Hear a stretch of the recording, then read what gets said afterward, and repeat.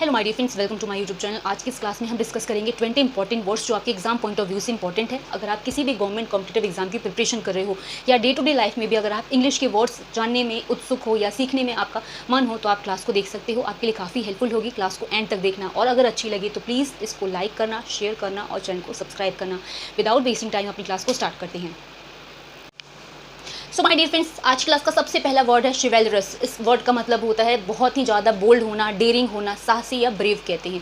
वैसे तो साहसी और ब्रेव को हम बहुत सारे तरीके से कहते हैं, बट ये वर्ड भी इसीलिए यूज़ होता है जिसमें हम bold, daring as a synonym लिख सकते हैं। और इसके अपोजिट में आप कावर्ड, टिमिड के लिख सकते हो, जो या डरा हुआ हो, कमज़ोर सा हो। ठीक है, तो कभी इतना लंबा चौड़ा वर्ड है, इसका मतलब क्या होता है? साहसी या बहादुर। नेक्स्ट है बी रेट। बी रेट करना यानी किसी को भी उल्टा सीधा बोलना, भला बुरा बोलना, गाली गलौज करना। ठीक है, किसी को भी स्कॉल्ड करना, क्रिटिसाइज करना, कंडेम करना, बहुत सारे तरीके से आप कह सकते हैं। बी रेट का मतलब क्या होता है? डांटना या तो भला बुरा कहना। थर्ड है कर्टियस।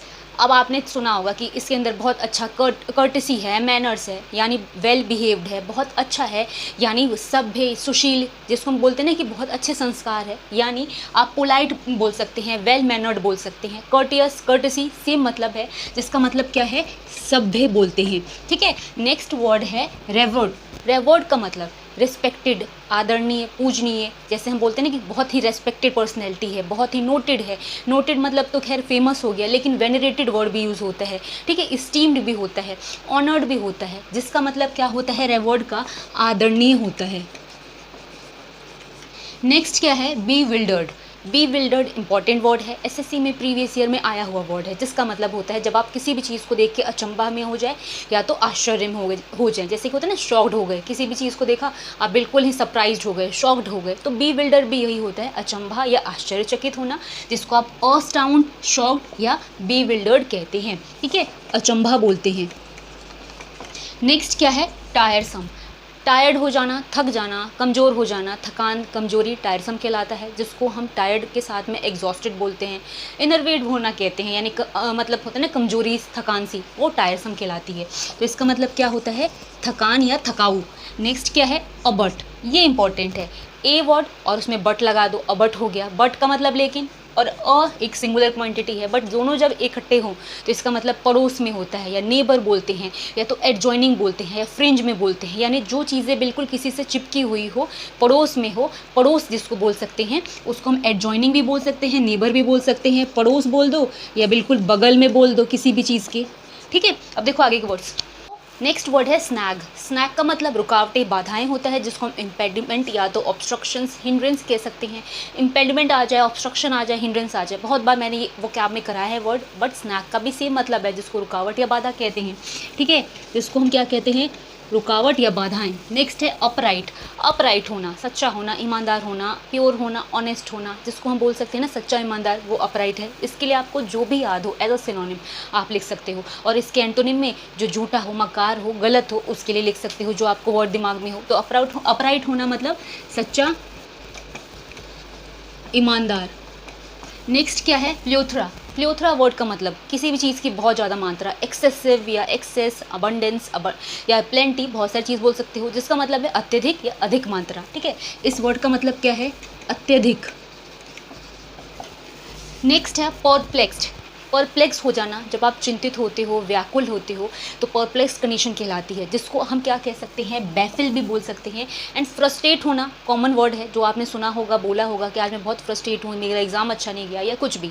फ्रस्ट्रेट होना चिंता या व्याकुलता को दिखाता है, और वही वर्ड परप्लेक्स भी कहलाता है एंड बैफिल भी कहलाते हैं। ठीक है, व्याकुल या चिंता। नेक्स्ट क्या है? Motley.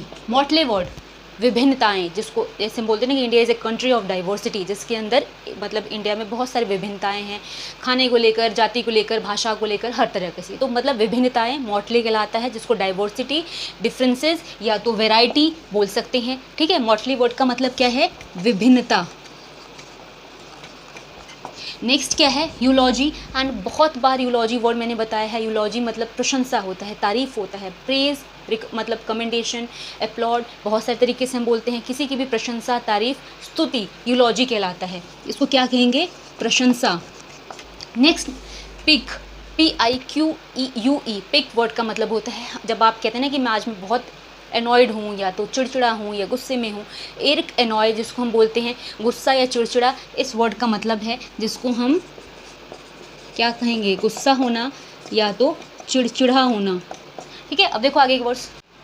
So my dear friends, next जो वर्ड है वो है लीनिएज। अब आपने सुना होगा हेरिडिटी वर्ड। हेरिडिटी वर्ड का मतलब क्या होता है, वंशावली जिसको बोलते हैं या वंशानुक्रम जिसको बोलते हैं। हेरिडिटी वर्ड आपने साइंस में भी पढ़ा होगा। जैसे होता है ना कि पीढ़ी दर पीढ़ी कौन किसका पहले था या ज़्यादा था, मतलब इस तरीके से वंशावली जिसको बोलते हैं। ठीक है, जैसे दादा हुए, परदादा हुए, कौन ऐसे पीढ़ी दर पीढ़ी, तो वो लीनिएज कहलाता है, जिसको हम एंसेस्टर कहते हैं या तो हेरिडिटी कहते हैं। इस वर्ड का मतलब क्या होता है, वंशावली कहते हैं। नेक्स्ट वर्ड है स्टेयर। स्टेयर आ जाए या गेज़ आ जाए, वैसे तो स्टेयर सभी जानते हैं बट गेज़ वर्ड इतना कॉमनली यूज़ नहीं होता। गेज़ का मतलब होता है जब आप किसी को घूरते हैं, किसी पर भी फिक्स्ड इंटेंशनल लुक देते हैं। ठीक है, जैसे किसी को भी घूरना, एक तो हुआ कि किसी को ऐसे देख लिया आपने। ठीक है, एक हो गया आप चलती फिरती कोई चीज़ देख रहे हो तो वॉच हो गया, जैसे टीवी को हम देखने को कहते हैं वॉचिंग कहते हैं।